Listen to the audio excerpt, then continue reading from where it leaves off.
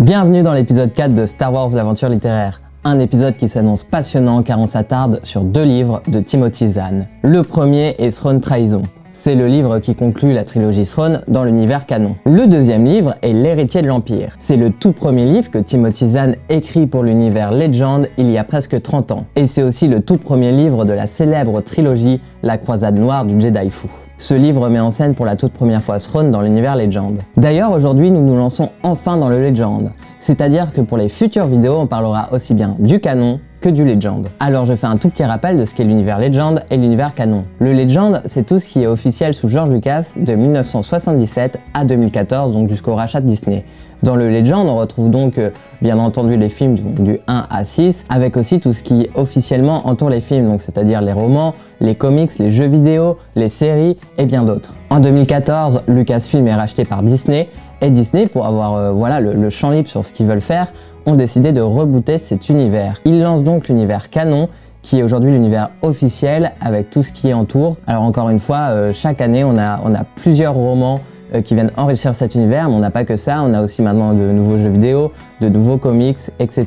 Alors certaines personnes sont très attachées au canon ou aux légendes, et il y a aussi forcément une troisième solution, c'est d'aller chercher les romans, les comics, les jeux vidéo qui vous intéressent, et de faire votre propre canon, sans se demander si c'est attaché à tel ou tel univers, et pas trop se prendre la tête et voir les œuvres en fait comme unitaires. C'est sur ces différentes définitions qu'on commence la vidéo. Donc notre nouvelle lecture pour notre série de vidéos, c'est Throne Trahison, le livre qui conclut la trilogie Throne de Timothy Zahn. Je vous invite à voir ma première vidéo de Star Wars l'aventure littéraire, le lien est en description si vous voulez voir mon avis sur les tomes 1 et 2. Aujourd'hui c'est donc Throne Trahison de Timothy Zahn, sorti en France le 26 novembre 2020, aux éditions Pocket et traduit par Lucille Gallio. Ce livre a pour lourde tâche de conclure cette trilogie autour du personnage de Throne au temps de l'Empire. Ce roman se situe durant la saison 4 de Star Wars Rebels, entre l'épisode 10 Mission de sauvetage et l'épisode final Réunion de famille en -1 avant la bataille de Yavin. Le roman explique donc pourquoi Throne a dû quitter la planète Lothal. Il quitte Lothal pour retrouver le grand Moff Tarkin et le directeur Krennic. Si nous connaissons plutôt bien Tarkin pour l'avoir vu dans différents films et lu Tarkin de James Luceno, voire l'épisode 2 de cette série de vidéos, il me semble que nous connaissons moins bien le directeur Krennic. On le voit rapidement dans Star Wars Rogue One,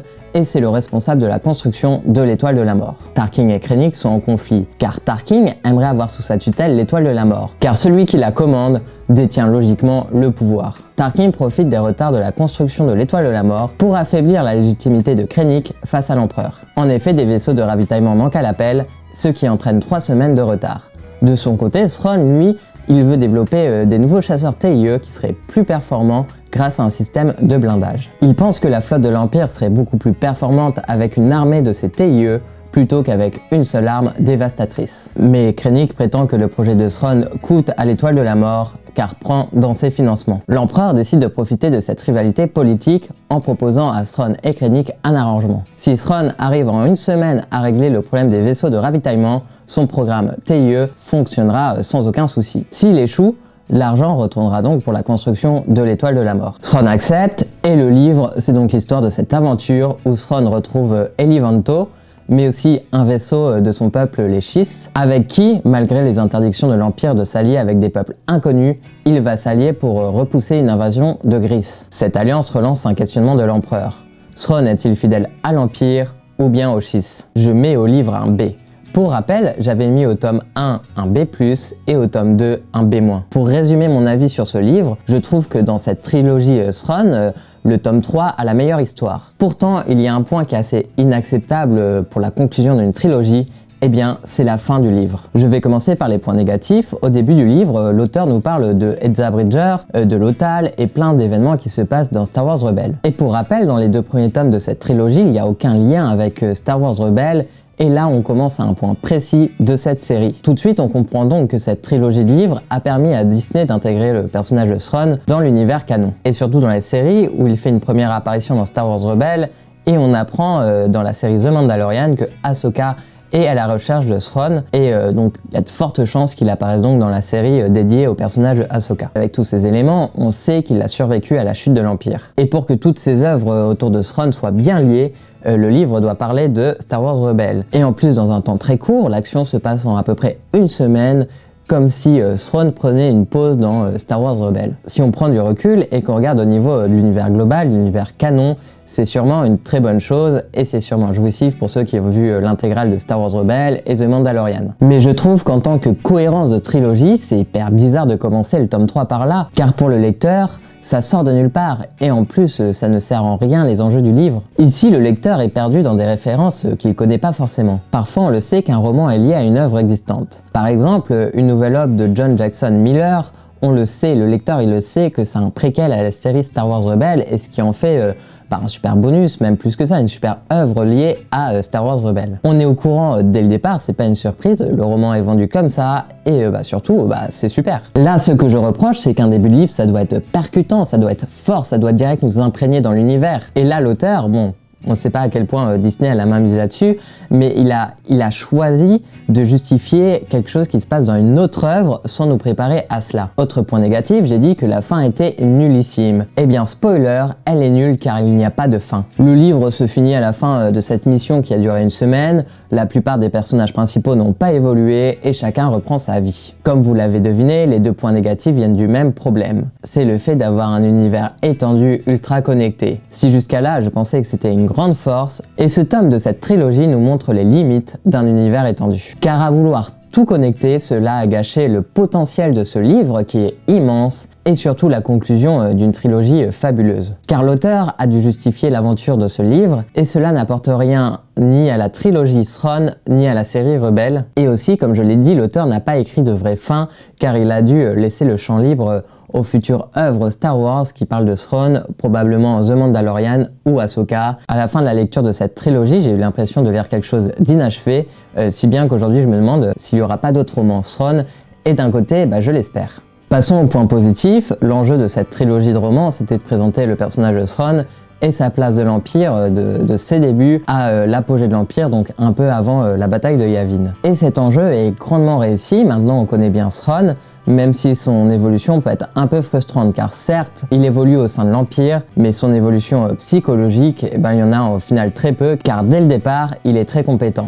Intelligent, fin stratège, bon, même s'il est nul en politique, et cela, ça n'évoluera pas pendant les 3 tomes. Au niveau de l'histoire de ce livre, un grand oui pour les batailles et les stratégies. L'auteur écrit à la perfection et maîtrise l'univers, il n'y a aucun doute. D'ailleurs, au niveau de l'écriture, certaines pages, certaines phrases sont d'une grande puissance. Autre point fort du livre, c'est le retour de Elivanto. Souvenez-vous, j'en ai parlé dans le tome 2, le personnage disparaît comme ça, sans aucune explication, et sans aucune mention de lui. Ici, son retour est plus qu'apprécié. Bon, même si l'explication de sa disparition arrive un peu comme un cheveu sur la soupe, on oublie vite cette pirouette scénaristique pour apprécier le personnage et surtout les relations qu'il entretient avec Thrawn. Je pense même que Elivanto dans ce livre montre qu'il y a espoir d'une suite pour qu'on puisse voir ce qu'a prévu Thrawn pour Ellie et pour la relation qu'il entretient avec les Chiss. Les personnages secondaires sont aussi très bien écrits, j'ai parlé de Elivanto, mais il y a aussi la commandante du Chimario, Faro, et aussi Ronan, un personnage à la solde du directeur Krennic qui doit juger les actes de Thrawn tout en étant bien entendu pas du tout objectif. Ce personnage permet au lecteur d'avoir un autre point de vue sur la situation tout en apportant beaucoup d'humour, surtout lors de la mission conjointe avec Ellie, où il apprend justement à mieux considérer Thrawn. De plus, cette mission permet à Ronan d'avoir un autre point de vue et aussi le lecteur un autre point de vue sur l'Empire, un empire rempli de fonctionnaires corrompus et qui saute ouvertement du règlement, et c'est donc une claque pour un si haut gradé de l'Empire qui est Ronan. Pour conclure, Thrawn's Trahison est un bon roman avec des bons personnages, une bonne histoire et des combats passionnants. Cette trilogie a permis d'intégrer Thrawn au canon, que ça soit sa place dans l'Empire, sa relation avec son peuple, ou bien sa psychologie. Mais le roman est gâché par la volonté de vouloir absolument tout le temps étendre l'univers, ce qui gâche l'évolution du personnage de Thrawn qui doit rester tel quel pour laisser place à de futures suites, que ça soit en roman, livre, série, film. Comme si ce tome était une aventure de Thrawn. L'aventure est ok, mais la promesse d'une trilogie autour du personnage de Thrawn est vaine, car après le tome 1, il n'y a plus d'évolution majeure, on est dans un statu quo. C'est dommage car je pense qu'avec une fin solide, ce livre aurait été dans le panthéon des livres du canon. Si bien qu'au final, pour le moment en France, on a 2 trilogies qui sont finies, donc celle-ci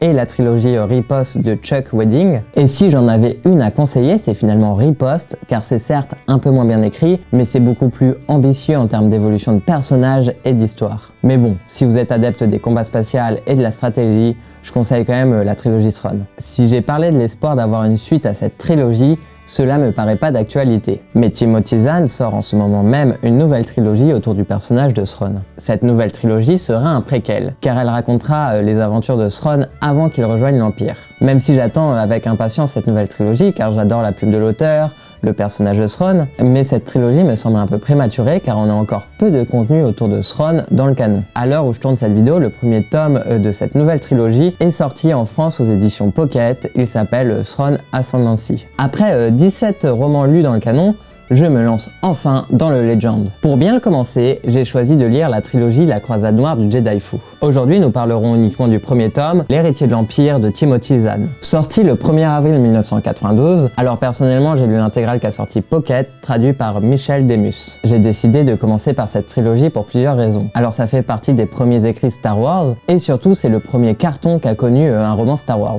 De plus, d'après ce que j'ai compris, bon même si pour le moment je ne connais strictement rien au canon, cette trilogie serait la pierre angulaire du Legend en posant les bases de cet univers. En réutilisant les personnages bien connus des films, comme Luke, Leila, Han, Chewbacca, en donnant de l'importance à des personnages qui sont très secondaires dans les films, comme Akbar ou Wedge, et aussi en inventant de tout nouveaux personnages pour l'univers étendu comme Thrawn. Dernière raison à cette lecture, c'est qu'avant le rachat de Disney, cette trilogie était considérée par de nombreux fans comme la suite directe des films, c'est-à-dire qu'ils considéraient que ces livres représentaient le 7, le 8 et le 9. C'est pour ces raisons que j'ai compris que commencer par cette trilogie permettait d'avoir des bases solides pour pouvoir se lancer dans le Legend. Vu que l'idée de la vidéo c'est de donner envie de lire cette trilogie à celles et ceux qui n'auraient pas encore commencé le Legend, je vais faire un résumé très rapide en évitant de spoiler. L'histoire se déroule en l'an 9 après la bataille de Yavin, alors que la rébellion s'est transformée en Nouvelle République, elle est toujours en guerre contre l'Empire. Han, Leila et Luke sont toujours des figures majeures de cette Nouvelle République, et bien entendu vu que plusieurs années sont passées depuis Star Wars 6, le retour du Jedi,